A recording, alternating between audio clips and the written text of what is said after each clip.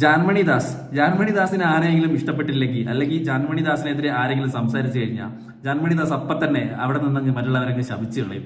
ശപിക്കുക എന്ന് പറഞ്ഞാൽ അവര് ജീവിതം നശിച്ചു പോട്ടെ, രണ്ട് കാലും കൈയും ഇല്ലാതെ ജീവിതകാലം മുഴുവൻ നരകിക്കണം, അല്ലെങ്കിൽ പട്ടിണിയും പരിവട്ടമായിട്ട് കരഞ്ഞിരിക്കണം എന്നൊക്കെ പറഞ്ഞ് ഇതേപോലെയുള്ള ശാപങ്ങളാണ് ജാൻമണി ഇപ്പോൾ ബിഗ് ബോസിനകത്ത് നടന്നുകൊണ്ടിരിക്കുന്നത്. അപ്പോൾ ഇന്ന് ജാൻമണി ഒരു പരാമർശം നടത്തിയിട്ടുണ്ടായിരുന്നു. അതായത്, ഞാൻ 2006 മുതൽ ബിസിനസ് ക്ലാസ്സിൽ യാത്ര ചെയ്യുന്ന ഒരാളാണ്, അതുകൊണ്ട് ഇതേപോലത്തെ കളിയുമായിട്ട് എൻ്റെ അടുത്ത് വരണ്ട എന്നൊക്കെ പറഞ്ഞ് വളരെ മോശപ്പെട്ട രീതിയിലാണ് സംസാരിക്കുന്നത്.